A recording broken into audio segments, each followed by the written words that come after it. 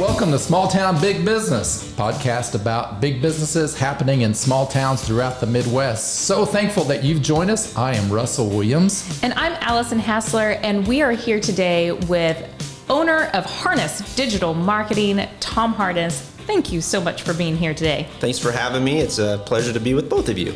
Nice suit and hat, Tom. You know, I brought out this one out of one of 19 of the suits that I use for marketing. So today I decided to bring out the mustache suit. So we'll see. Black and white mustache pattern. I love it. I thought it would go well with my bowler hat today. It does. Very good. Yeah. Well, first and foremost, what made you decide to move to Marion in 2022? Wow. Not pulling any punches. Wow. So I wanted to break the ice because we have an ongoing, I guess you could say an ongoing joke that we have tried to poach Tom to move to Marion for quite some time now, but I will say that it is because not only are you a great businessman, but you are also a civic servant. You are very invested in your community, and you are the perfect avatar for what a community would want in a business owner. Well, I appreciate that. I'm not a big fan of the movie Avatar, but I will take that. Russ has been a big advocate. I think, the communities that we have around here all need, I think, what Marion has. There's a lot of civic businesses, civic-minded business owners that want to be here.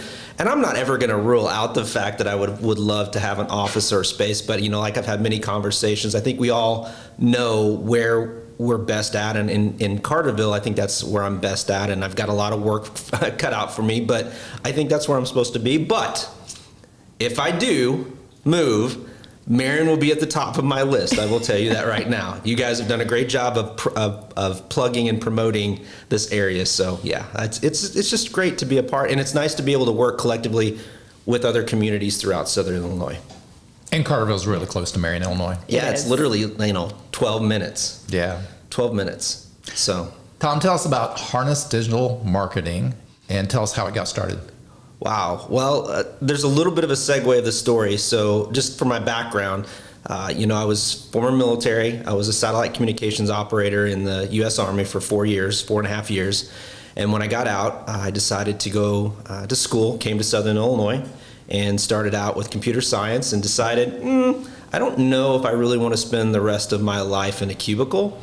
So I decided to switch majors. I was kind of volunteering my time at a local school in Murfreesboro. I liked it. So I changed my major, called up my parents and said, hey, I'm switching. It's quite a change from computer science to education. So I changed it. And then I graduated with both my degrees at SIU in education, elementary ed, and administrative education.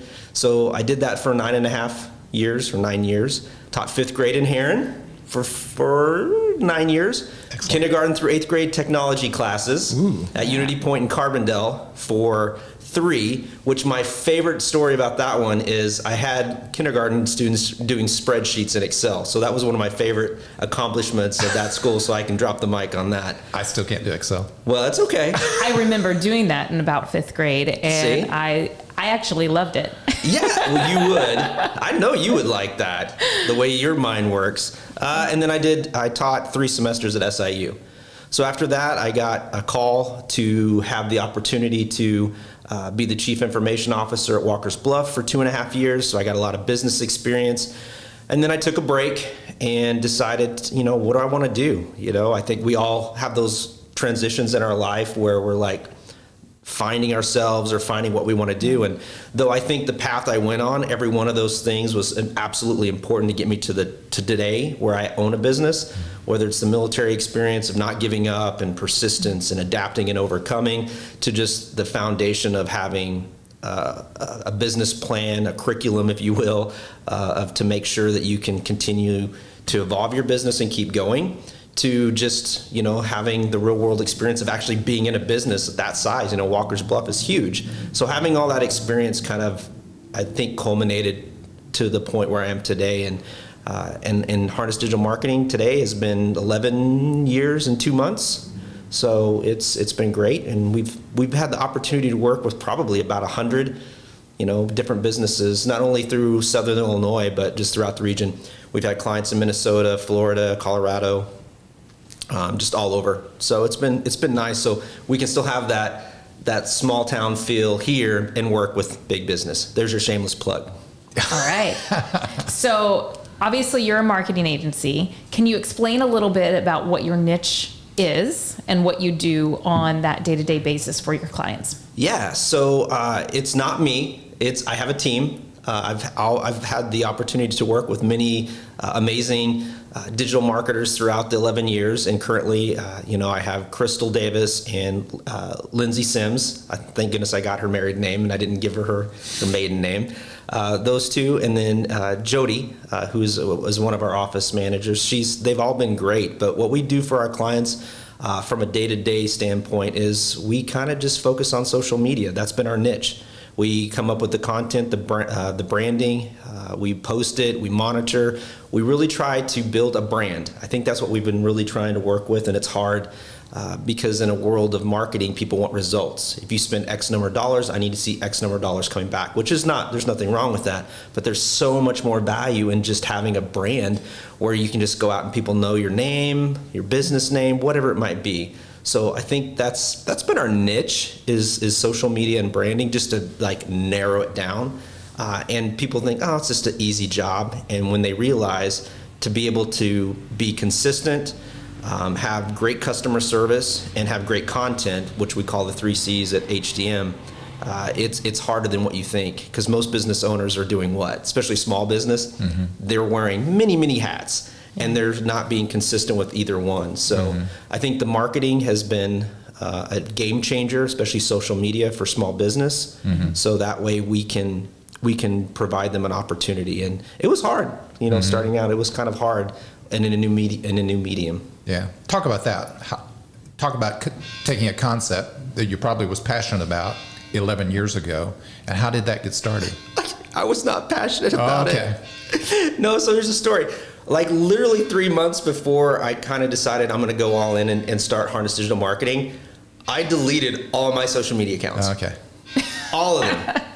I was like, I'm done. I'm done. This is just a waste of time. And I really started, I was doing some consulting work for Evan over at Megabytes. And we just had a lot of people asking about what's the social media, can I get some classes and training? And that's where my education background came in. I said, yeah, we'll do some training, we'll do that. And then it was, we don't have time for this, or this is a fluke, or whatever this is, it's a fad. Social media is a fad. So I just kind of put a business plan together, went back to the SBDC, and we kind of hashed out some stuff. And like most people, when you do a business plan, I think about 3 or 6 months in, I realized we were priced incredibly low, and we weren't really making money. So we had to make some adjustments and pivot and so forth. But it was not something that I was really passionate about until later on, once we got into it, and I realized quickly that this was a medium that was not going anywhere. And it's hard because to explain or correlate social media to something like newspaper, radio, or TV, it's just very different. You have a medium that is literally on 24/7, 365, and people are on that all the time.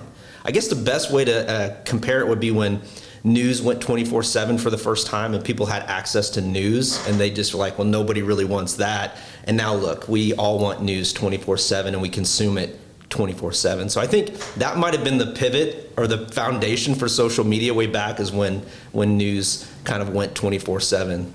It feeded our addiction to have that information. So let me back up and make sure that I get this timeline straight, because I want to understand what steps you took that led you to where you are now. So you took a break from being the Chief Information Officer at Walker's Bluff, which we had mentioned before in previous podcasts, that it's a winery and resort area for Southern Illinois.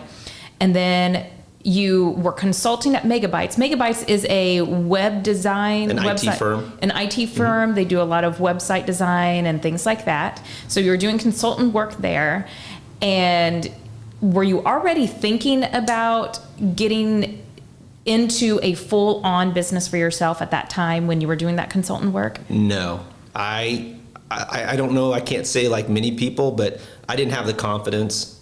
I thought running a business or having something like that was for people that had MBAs, were super smart. I'm a Army teacher with a little bit of business background. Like, what do I have? What do I have to offer? I'm gonna be swimming with sharks. But I don't know. I think it was just a culmination. The SBDC for sure really encouraged And that's the fostered. Small Business Development Center, Yep, the which small is a business. resource. Southern Illinois University in Carbondale. Yep, they And they are all over the United States. They are. We have listeners from elsewhere. Yeah, they're local. There's multiple ones in states, so you can have multiple ones in the state too. But the one here really, I don't know, it just planted that seed. Like, you know what? I think I could do this. I think I could run a business, and they provided the resources, and I did a boot camp, and it seemed more practical. But that was the farthest from my mind, was running a business. And I had 4.5 years in the military. I've taught for 9 years, and I was at Walker's Bluff for 2.5.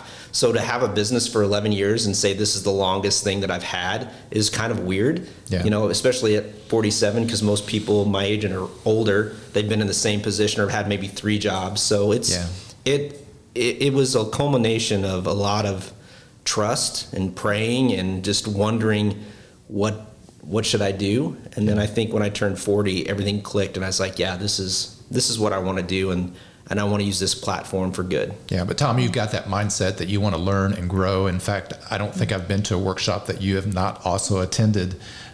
You go and seek them out, whether it's in Cape Girardeau or Paducah or here in Southern Illinois, Carbondale, Marion. That's why you're interested in this project, Ethos, Small Business Incubator, because you're wanting to learn, you're wanting to grow, and you want to give back. Absolutely. Oh, absolutely. When you think about the big picture of business in small towns or small communities, I don't think we celebrate every little small business. I think we think that it might be a small restaurant, or it might be the one thing that sells, nationwide, which is great.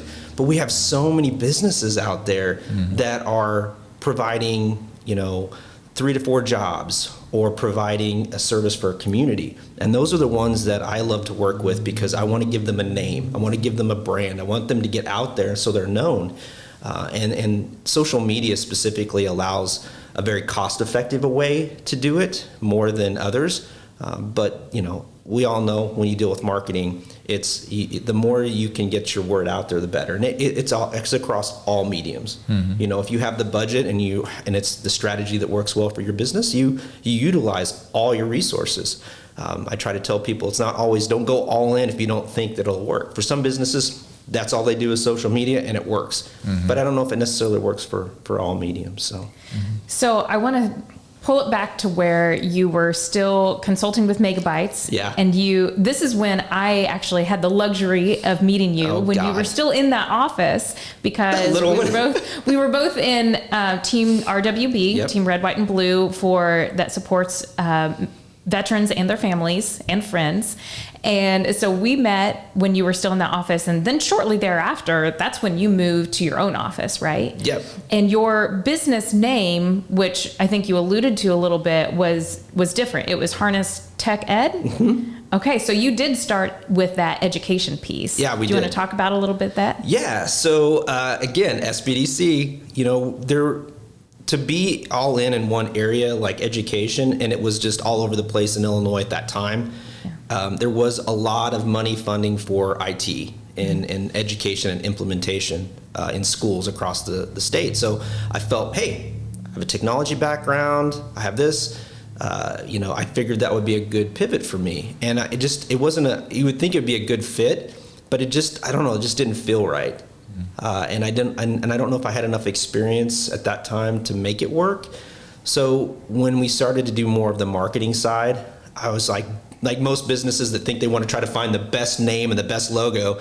And here I am like, well, God, I don't know what are we going to do? Like, I'm gonna have to rebrand. Like, what am I going to do?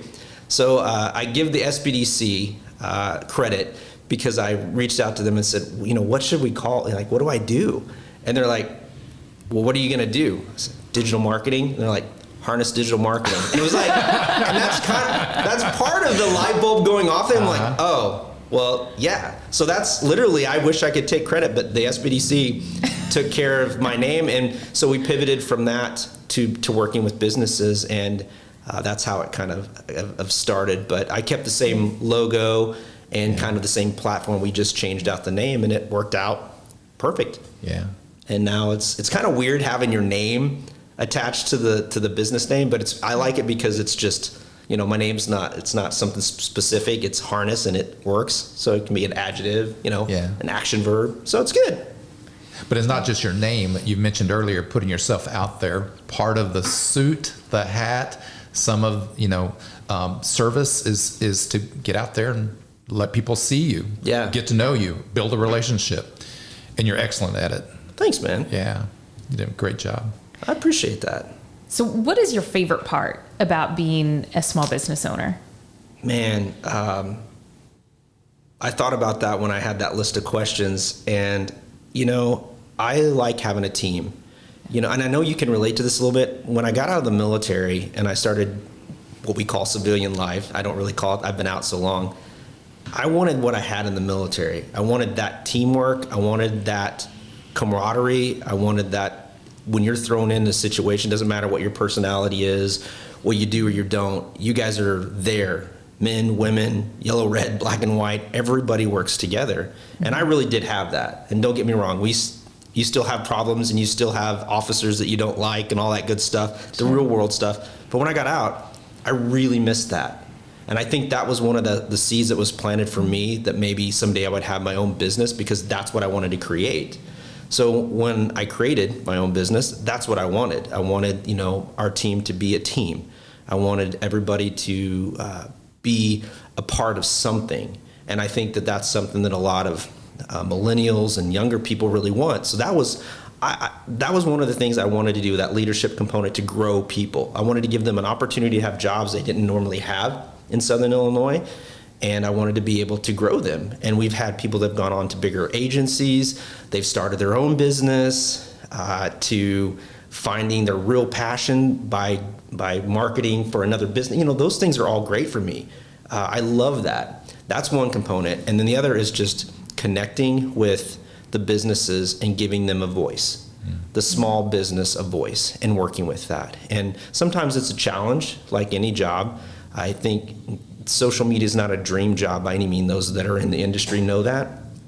It's a lot of work, a lot of behind the scenes stuff to do, but I like being able to just connect and really allow the businesses to connect. And sometimes when we go into a business that hasn't really marketed, but they've been in business for 15, 20 years, we help them fall back in love with their business. They get to see the business in a different light, and it ignites that passion. And I think that's another one of the areas that I really love, is to see that moment of, I really do love this business, because small business owners we can burn out so easy. And we need someone to help reignite that light and that fire and that passion that we have for it. Yeah, talk more about that, because there is a worse side. There's the best side of being an entrepreneur. There's a not so great side of being an entrepreneur. Tell us where you've struggled maybe in the last 11 years, and maybe even right now during COVID. It was great. The first 3 years was great. I talk about, are you guys Indiana Jones fans? Yeah. Okay, have you seen the Temple of Doom? Mm-hmm. Yeah. Okay, so there's this scene where Indiana Jones, his father was shot, Sean Connery was shot. That's a horrible impersonation, but Sean Connery was shot. He's got to go through these tasks to figure out, to get to the cup, to fix his dad. And there's this one scene where, and I used to know it, but I haven't seen it in a while, there's a ravine, and he's got to take a leap of faith. And he's looking, and you're like, okay, where's this going, right? Is there a rope? Is there something? And he just reads this statement over and over, this clue, and he just puts his foot out, and then he just basically leans forward, and it's an optical illusion, and you can see that there's actually a walkway, but you can't see it because of the path. So I talk about, for me, in entrepreneurs, there's that point where it's a hobby, it's fun, right? It's yay! But that first moment when things start to go bad or wrong, that's when you truly become a business owner, and you kind of flip over from entrepreneur, hobbyist, whatever it might be, solopreneur, to a business owner, you're like, okay. And I had to decide when the 3-year mark came around and social media was blowing up, all these cookie cutter stuff where you can get 99 and we'll put out your content for you. Well, that hurt us. People were like, yeah, it's cheaper. We'll just go with that. When they didn't understand the true concept of what social media was at that time. So I had to say, all right, is this a medium that I want to stay with? Or is this a medium that I want to just, I give up? And I just had this feeling after praying, and so I reinvested money into the company, and I'm glad I did, and I took that leap, and then that's when I was like, I'm not going back. Mm-hmm.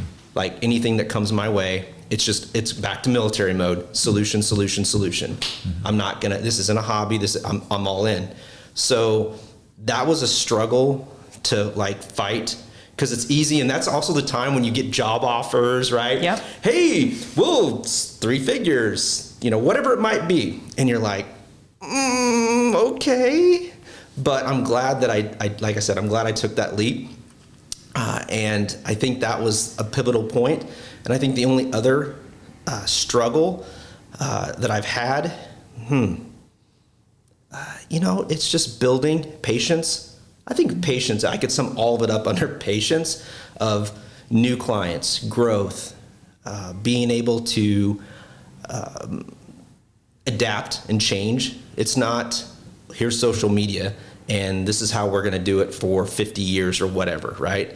It's social media. It's changing every 3 to 4 months. There's a new feature. There's something new that's coming out. So I think that was a struggle to just be patient. Mm-hmm. And whatever comes, and sometimes, luckily for me, I was not in a combat zone. I was in Saudi, so I don't have to deal with that. I've been in a position, but never had to.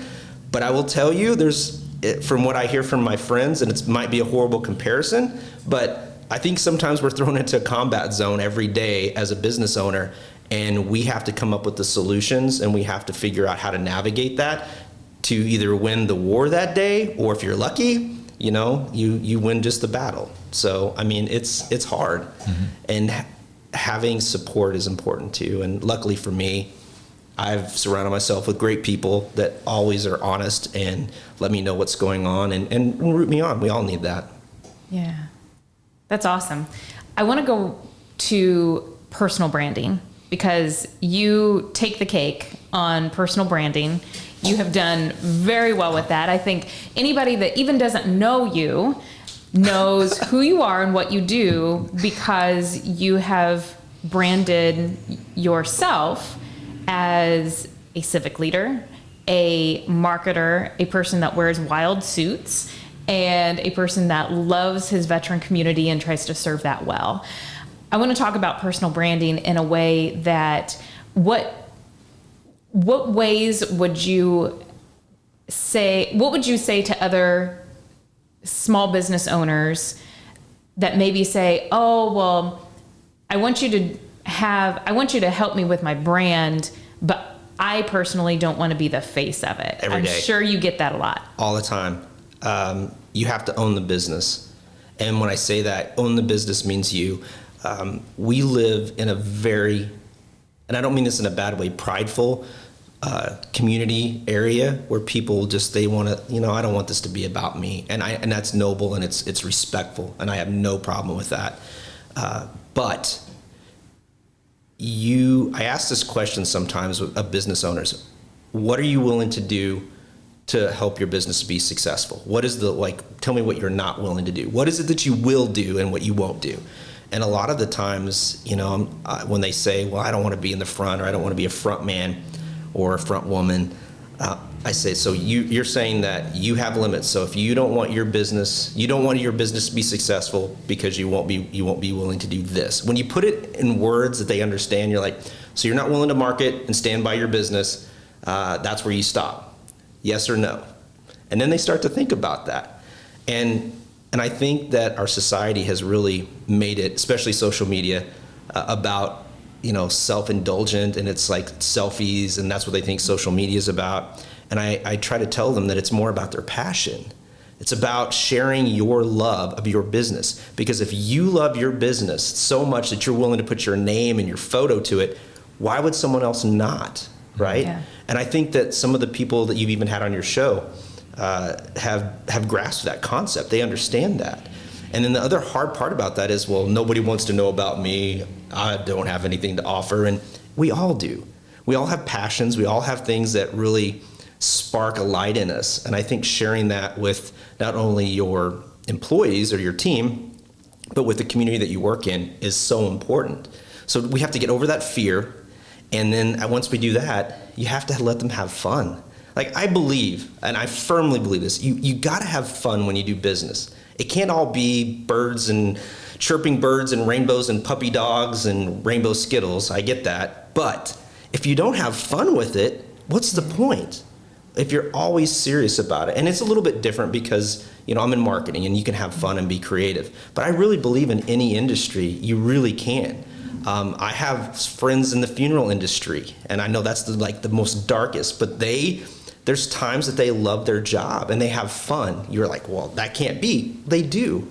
There's this side that you have to understand, because if you're dealing with death all the time, you better be dealing with some laughter and some fun. And I think that's, again, back to the businesses and the business owners. They need to fall in love with their business and put their name with it. Yeah. I left you speechless. I mean, it wasn't that good, but I love branding. So the other concept with branding that people don't, I took literally 6 years of nonstop. Yeah. Right? So I can have time now to slow down a little bit. But it was 6 years, literally 6 years of nonstop going and try. And there's still people that don't know. And this is for your business owners. You can market, you can brand, you can do 6 years, 20 years. Don't get frustrated when you go out in your community and like, who are you? Or what do you do? I've never heard. No, it's fine. You're not going to reach everybody. It's unrealistic. The goal should be to try to, but it's sometimes, you just have to hustle. You got to get out there and just do the best you can and touch the people's lives that you're meant to. Yeah. Hello, this is Allison and Russ, and thank you for joining us on Small Town Big Business. We want to take a moment and thank our sponsors for making our podcast possible. We want to thank Fowler Heating and Cooling, the Arcadia Wealth Group, Black Diamond Harley Davidson and RV, the Watermark Auto Group Foundation, Swinford Media Group, and of course, Union Street Arts. You can join the Small Town Big Business community by subscribing to our podcast wherever you listen. Spotify, Google Podcast, Amazon Music, TuneIn, Podbean, Apple, and YouTube. If you want to know more about Small Town Big Business or the Ethos Project at the Citadel Building in downtown Marion, Illinois, just contact me at russell@watermarkethos.org. Thanks again for being with us today. Now, back to our show. Tom, let's talk about business in small town, because I'm sure, like everyone else, you had a chance sometime maybe to move your business or to start the business in a bigger town. But you're here in small town, middle America. What works here? What resources has helped you build the business? You've been successful. Again, success is what you make of it. And I'm not looking to be the number one top agency in Southern Illinois. That's not something that interests me. I just want to provide the best service, provide a great place for people to work, and have an impact on the community. I think sometimes that's success, and it's not really a number. It's just a feeling, and you just go out and do what you can. But this area for Southern Illinois, there are a lot of places that you can go. A lot of things factor into that. Early on, I didn't want to live in the community that I had my business. That's why I really wanted to live in Carterville and have my business in Heron. And it just worked out great. My daughter was going to school in Heron at the Catholic school, so I got to take her and go straight to work. I loved that. It was convenient. But I realized that I wanted to bring it back and make it a little bit more of a community-based, like a place to call home. Having been in the military and having divorced parents and moving around a lot, I didn't really have a home, so I wanted to find that. And I think Carterville is definitely the place for me, and it's my home. And it has been for about 13, 14 years. It's probably the longest I've lived in one spot, one community. Yeah, because you're not from here, right? I'm originally from South Dakota. Yeah. So yes, this was a big transition. And being in the military, I've been in other places stationed, but this area is very unique and different. It is, and anybody that tells you otherwise is not been here long enough. So it's just different. And I think one of the things to consider when you're doing a business is the resources you have available, the community. Like, are they open to small business? What packages do they offer? One of my other hats, and I'm not going to talk about it too much, this is completely different, but I'm on city council. And that's one of my biggest things in Carterville is we need to bring businesses in. So I think the simplest thing that a community can do is just ask. Like, right? Yeah. Just ask. Hey, we would love your small business to consider, or your business to consider coming to Marion, Carterville, Heron, Carbondale, Harrisburg, not whatever it is, right? I think we don't just ask. It's up to them to decide. No, I think small business wins when we fight over you, right? When communities and city councils fight. And I think that's what I've seen in Marion, and I think that's what the success of Marion has been, is that you guys are fighting. You're publicly going out and saying, we want your business here, right? Yeah. We want to see if it's a good fit. That's why you're going to win all day. When communities start branding that, and they'll be successful. But there's this learned helplessness, and that's a term you learn in education, and it's when you believe what everybody tells you. And I think there's a lot of learned helplessness around the communities in Southern Illinois about, this is all we can be. We can't get Walmart, Amazon. It's okay, maybe not, but why not try? And why not try to get these other communities and these other businesses? I think, there's nothing worse than going all in on one big business in a community and then it going away and not appreciating all the small businesses that the community has. So, yeah. So that fighting over businesses is the premise of our reality TV show that will be coming out soon. Yeah. Tom and I walk into a small business in another town that we really love. And It's we called The Poach. The Poach. Yeah, we give our pitch statements and try to attract Marion, Carterville, who's going to get that business. And I think it's hard because people think that it is a win-lose, right? I just think that if we look at this as a win-win, and we can try to find a way to bring a business that's successful in Marion, but they grow so big they want to have another branch maybe in Carterville. Like, we just think too small. It's like we got to fight for all the money and we got to fight for all the business, and I think it's okay to be like, oh man, Marion got seasonings. Well, guess what? I'll still be on the square, and then I'll go over to John Brown's, and then if I want a coffee later, after that, I'll go to Crown. There's nothing wrong with that. Yeah. And I hate to tell you this, but you're probably going to lose. Sorry, on the show. You're going to lose. Still to come. The Poach. I kind of like that. The Poach. Yeah. The Poach. How do you like your eggs? Poached. So I want to talk about some challenges with branding and marketing. My question is around potential clients of yours that may look at you and say, well, I'm not like Tom. Yeah. I would never wear a loud suit or whatever. How do you overcome that or you don't, and you find more like-minded small business owners that are willing to go that extra mile for personal branding? So I'd like to I'm curious about how you navigate that. It's hard because, small business, you want clients so you can support your business and pay your people and pay your bills and all that stuff. But I'm highly ethical when it comes to that. I think having an honest conversation about expectations, and it usually goes something like this: what are you willing to do, and what's your comfort zone, and are you willing to allow us to get you out of your comfort zone? And if the answer is no, I said, okay, then here's what we're going to do. Here's the strategy, here's the plan, and this is what your content will be like, and this is what we'll try to do consistent. I tell them, I said, however, if you're really willing to open up and embrace getting outside your comfort zone, and you do it consistently, you will see a drastic difference in your business and profit or branding or people talking about you. And we find ways that incorporate them, right? Like, I'm not going to come in and tell you, hey, you need to wear crazy suits, Allison. That's the answer to all of your branding. I like to get to know them, for me, I would say, okay, so how comfortable are you with being a veteran? Is there something about that? Do we want to incorporate something with the veteran component? Yeah. I was commenting about lipstick. Maybe you're a makeup person. Maybe lipstick's your thing. Mm-hmm. And it's simple. And I think Crystal did one of these on the marketing makeup. Being consistent or branding, you can brand yourself with lipstick. Hell, I didn't know that. I didn't know that. A consistent, because women will notice that, right? Yep. So even wearing a consistent style or lipstick, just as simple as that.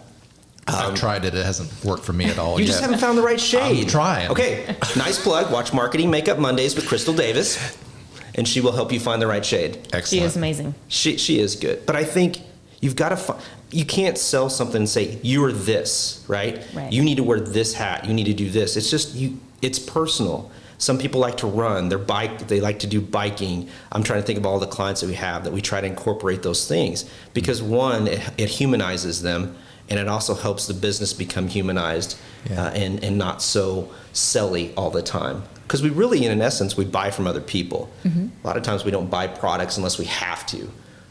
That's just the nature of the beast. But if you brand yourself and it's something you're comfortable with and you don't feel like this is gimmicky and it's fun. Like the suit the suit thing is crazy because it was completely out of my element. I wanted to throw myself into something to get completely outside. And this is just what God delivered to me was these crazy suits, and I went with it. So patience and letting them know that they don't have to, build trust. And once that trust is there, plant that seed. Hey, I really think that you should do this lipstick thing. I think that's your thing. And that's, and you could do fun things with the lipstick, write on boards, whatever it is. You could do these really cool things. And that's what I love to do. I like to find out people's brand, not to tell them, but to help them sell that story. And the cool thing about us is even if you work with us for a short period of time or forever, you have that and you can do with that whatever you want forever. Right? That's the beauty of this, is just giving something freely to a client that can help them long term. I mean, nobody has to be from this area, and we still know Quattro's phone number. So, come on, right? That's true. What would you say is your biggest strength as a small business owner? Persistence. I don't give up. I think that's it. No matter what challenges come our way, persistence. Absolutely. I think I'll make it super simple and narrow it down to one word, persistence. I would agree with that. Thanks. Yeah. And you're a great connector. I love doing that too, because I think it builds our community. And I believe deep down inside, the more people I can try to connect that are in different communities, that's my way of uniting Southern Illinois and trying to make it where we look at it as Southern Illinois and we're not individual and competing against each other. We have so much likes, we have so much to offer that we can try to break that stigma of this is my community, this is this community. It's hard when we're so close together. You don't have this in cities.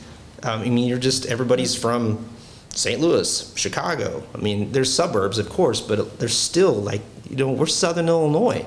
Collectively, we have a lot to offer, business-wise, resource-wise. We just do, and I love that. So the connecting I love it. It's fun. Yeah. Sidebar, you connected Russ and I, so basically this podcast is thanks to you. No. Or the blame. Or the blame, yeah. No. It's funny when you get that light bulb or that aha moment, and I'm like, these two really, I just, and I do, I'm a man of faith. I just feel like sometimes you're just guided by God to sometimes make those connections. Yeah. And I was like, these two need to get together. And, I think it was one of those moments where I believed it was beneficial for both of you. You want to connect people that way, but I just felt like you needed Russ at that period of time. I did, definitely his leadership and offering the leadership masterminds. And I think Yep. I wanted you to have a different perspective on military. And I thought you were going to say a friend. I just wanted you to have a friend. Allison was there. And a female leader. Like, Yeah. you know, I've had the utmost respect for both of you, but, you know, my heart is with veterans, 100%. And I've always had this amazing respect for you. And I've always thought that is a woman that is going to make changes and make waves. And I just want to be able to say someday, I knew her, I know her, and maybe she'll recognize me in one of my suits. And I don't mean that, like, I really mean that, because I think we all come across people that we believe are just have all this potential, and you just want to support them. And I just want to support you, and I wanted to support you, but, thanks, and I know you're just starting. You've got a lot in the tank, and you don't have as much left, so you're exactly. you might need to leave your legacy to her to I'm continue. just trying to slow down the decline. Unsetting. Yeah. Well, I'll thank you kidding. for introducing us. I appreciate that. Yeah, and it's great. And to see what you guys have done, I mean, just it's amazing. Yeah. It really is. I even got to play Russ on TV only. Russ's wife, and I were able to facilitate a mastermind, a female-only mastermind together. Yeah. And that was really just the highlight of that year. Yeah. Unfortunately, that was towards the end was the start of COVID, so we weren't able to finish on a super high note, but But seeds were planted. I would love to do that again. I think Crystal from my team Yeah, she That's was. right. was on that. That's right. Yeah. So, yeah. Well, you're also interested in this project in this building. So for our viewers and listeners, we're in the Citadel building here on Tower Square Plaza in Marion, Illinois. It's a 1914, 6-year-old building, 7-year-old building. That's good math. Yeah, thanks. And so project is called Ethos. It's to renew this building into a small business incubator and co-working offices. You have sit on our steering committee along with Allison. You guys have been integral parts of that as we did a feasibility study. Talk about your interest and what you'd like to see happen here. Well, as you know, we've visited other incubators, and one that I really like is over in Cape. And I thought, man, there's been attempts at trying to do that here in Southern Illinois. But I knew with you involved with the building, and after seeing the building, I knew that this was going to be something that was legit, would stand the test of time, and would hopefully foster at least a group of small businesses that would want to grow and outgrow this. Because that's one of the whole things of having an incubator is to help them get started and put them out into the world, right? And I hope maybe one of them will come to Carterville. But as long as they're in Southern Illinois, it's good, right? Again, there's so much opportunity that we all offer, and the more that we can support them here and give them education, training, marketing, legal, whatever they need to get their ground stable, and then send them out, that's what we want. Yeah. And I think the fear, I mean, I don't know, because my fear is probably different than a lot of business owners, but I think some business owners fear that what I did, you have to have an MBA. You can't run a business. You can't start a business unless you have an MBA. You have to look this way. You have to be this way. You have to have this college. And it's just not that way, But if they have the basic resources, I think we could really have an impact. And that's why I want to be here is to feel the energy of the building, work with you, obviously, drive you crazy. It's working. Yeah, there you go. Turn your hair gray. But to see what businesses come out of here. I mean, we could be talking about one of the biggest businesses to ever come through this area, sets up in Southern Illinois. Yeah. Or just wherever. Yeah. It doesn't matter. Amazon started somewhere. Right. So most of these start out of a garage. Yeah. Why not start in a building that has resources that you already have? Yeah. So I think that's the beauty of it. And I see big things happening here. Yeah. And our third-party feasibility study consultants said the same thing. They said this is really a place. Then why didn't you have me consult and do it and pay me then? Well, I'm just kidding. I'm kidding. They've been there and done that, and they were very promising in what this could be, and so I'm excited about that. Well, unlike a lot of entrepreneurs, you did tap into a lot of resources, tactical resources, to help you start your business and grow your business. So my question for you is a little bit different than what I've asked other interviewees. Is what was one of the most valuable resources that you did tap into? Because as you mentioned, you had went back to the SBDC, or the Small Business Development Center, to get resources or get tactical information about growing a business. So what was the most valuable piece of that you found accelerated your business? If I had, the first thing that comes to mind is when you're starting out with a business, cash flow is always an issue. In a service industry, cash flow is king, So we had to make some changes to try to help with cash flow. Mm-hmm. And one thing that I did that I am so grateful, and I don't know if I'll plug, but I have to plug, but David Stacy over at People's National Bank worked with me on a line of credit that I could have, that we renew every year, that I have that safety net. Mm-hmm. So that way I don't have to worry about the financial part, because there's the stress. I mean, I'm sure you might be able to. Oh yeah. that I wish I could really explain that pit of not, that pit that goes in your stomach of, okay, I hope this person pays, or this or that, or, I want to make sure all my employees are paid, all our bills are paid, and I come last. And for 11 years, that has been never an issue. Have we gotten close? Yeah, right? Like anybody. But I've been able to take a little bit of that ease off my mind, having that line of credit, knowing, you know what, I'm still going to be fiscally responsible, but if something happens, I have this resource that David worked with me on at People's National Bank to help me. Just the stress, I just can't stress, having the stress of not worrying about money is like 75% of being able to move your business forward. Mm-hmm. And I highly suggest that it doesn't have to be anything other than look into research, line of credit, much better than credit cards, lower rates, work with your banks, and having that relationship is huge. But that was the biggest thing for me. I mean, there's a lot, but that one is the first thing that came to my mind. Having that line of credit just as a backup is huge, because I look at you because I'm like, I know she gets it. I get it. It's just that pit of that word, and you just feel it, and you don't want that. Like, you just like, okay, I want to just grow the business. Why can't people just pay their bills? Like, why can't they just pay on time? But you have to remember, other businesses that you're working with are probably struggling and doing the same thing too. Sure. So it's patience, and just that cash flow though it's just nice. April 2020, I really felt it after everything shut down and there were cancellations. Mm-hmm. Month, my entire income of April was gone in a minute.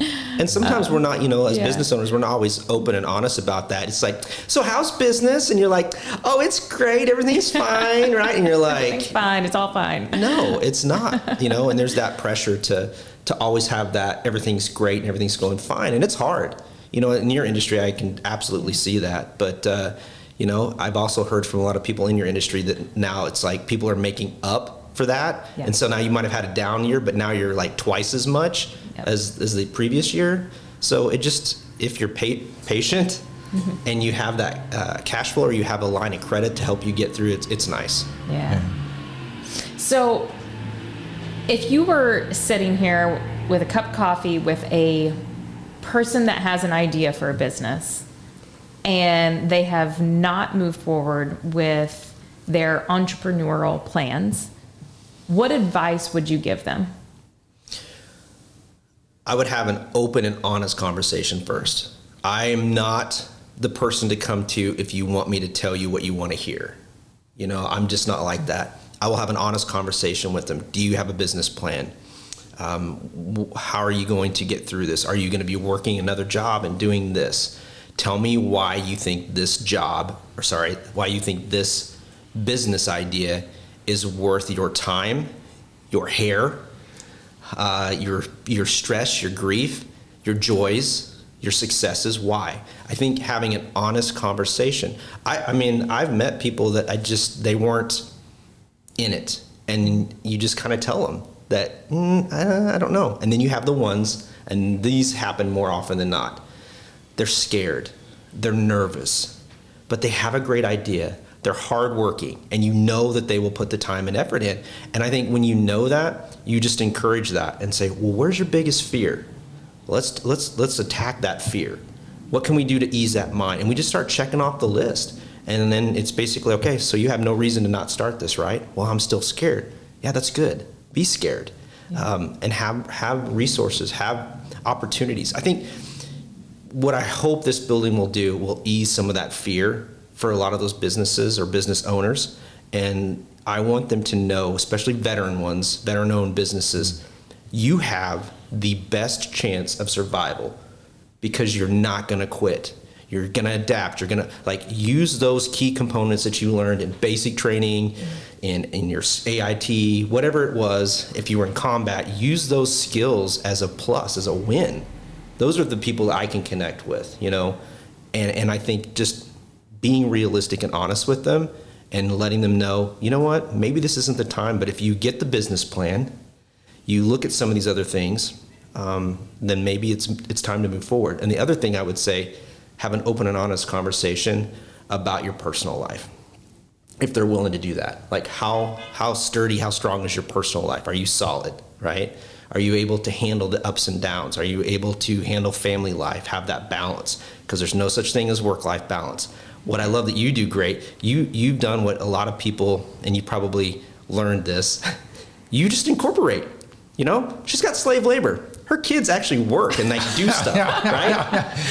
They do. And they pay. And I think, you and your husband are a great team, and I think you complement each other well. I think not everybody has that, but having that support or just making sure that everybody's on the same page. Mm-hmm. Some people understand that the mom or the dad is a small business owner and they have to go. So incorporating those things. Dad has to work late. Mom brings dinner over to the plate. You have to be on the same page, because if you don't have that support, it'll eat at you. And I think I'll relate as a guy. It does eat at you. Am I putting my business before this? There's no book. I know you probably would disagree, but there really isn't a book for the right person to match that up, to read, to see what's right. Because I've seen some guys and ladies that work really super hard, but their spouse or their partner, they support that and they compliment and they try to make sure that they don't feel left out, right? Sure. Yeah. So I think that an honest conversation and tell them what they don't want to hear, right? Yeah. That's the hard part. Excellent.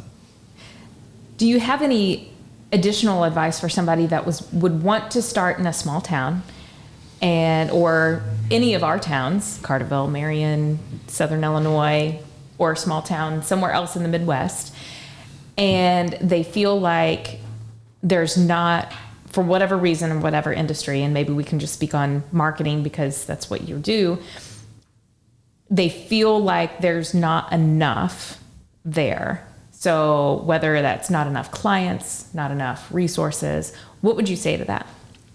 Well, that's part of the business model, is to see if there's a need, right, for that business. I would tell them, competition is good. It is good. I mean, over the last 11 years, do you know how many social media, digital marketing companies have popped up? Nation, local, regional, in my own community, right? Yeah. But we're kind of told that when you see that or you hear that, your heart sinks and, oh my God, no. You do what you're supposed to do. You brand yourself, you market yourself, you give people options and opportunities. If for some reason a bigger fish comes in, step up your game or pivot, find another market. With me, one of the other markets that I worked on for 5 years was to get veteran certified. I give a little joke because there's a little history there. But Allison was nice enough to finally get me on the path of getting certified for veteran-owned business. But that opens up opportunities for us too. So I think just competition's okay. If you want to open up a restaurant, that's great. To me, the biggest thing is, how are you going to have a customer experience? How are you going to create an experience instead of just saying, I have a great product, you want it, come see it, right? No, you want to walk in, you want to experience something. You want, that's seasonings that's going to be coming over here. They do that. They've got great food. The owners own the business, like I talked about, right? They're out there, they're part of it, and they provide an experience, and that's it. And here's the thing, we're creatures of habit, yes, but we also want to experience that in different areas. So, don't be so upset about your business, if it's restaurant, if it's marketing, whatever it is. If there's competition and it's not working out, you can't use it as an excuse. Well, we can't survive here because there's too much, or the community doesn't support it. Well, why don't you ask the questions? Why? Maybe the community doesn't know you. Maybe they don't need your services, but you want to have the business. You could have the small town business and work big in other areas. There's always opportunities. This is America. It is filled with opportunities. You just have to know the people to ask and the resources to look for. Otherwise, you're making excuses. I mean, that's plain and simple. You're just making excuses. And I've done it. I mean, digital pops up all the time, and for a brief second, it's like, and like, okay, game on, right? It's like, game on. Yeah. Let's do this, right? And then you try to be, helpful. I've had other marketers reach out and ask questions. I have no problem answering them, right? Everybody's going to have a different delivery. Some people want to work with women. Some people want to work with the younger generation. Some people want to work with veterans. Just figure it out and go with it. But competition it's good. It's not bad in this area. It really shouldn't be. Well, that's an inspirational place to stop today. Bam. Yeah. Best interview yet? No. No. It's pretty good. It was really good. It was fun. Pretty good. Anytime with you guys is fun. So. Yeah. Tell us how to get a hold of you, because you provide a lot of really helpful information to small business owners. You provide a lot of free information. How could we get a hold of that? So mostly every Wednesday, I do Harness Your Hump Day, and it's a marketing tip. I have people on much similar to this, but we just talk about marketing and branding and just answer some questions. Also, you can just reach me at tom@harnessdigitalmarketing.com or call us 314-884-1192. and then harnessdigitalmarketing.com. But my team and I would be happy to answer any questions or be a resource for any of the businesses and organizations, nonprofit, for-profit, throughout not only Southern Illinois, but wherever. Yeah. So Tom Harness Digital Marketing, thank you so much. Thanks for having me today. For Appreciate joining it. us. And Allison and I want to thank our sponsors for joining us too and making this possible. We want to thank you, Arcadia Wealth Group, Fowler Heating and Cooling, Watermark Auto Group Foundation, the Swinford Media Group, and of course our producer, Luke O'Neill over at Union Street Arts. Go to Luke for all of your video needs. And hey, thank you for watching Small Town Big Business. Have a great day, guys. Yeah, thank you.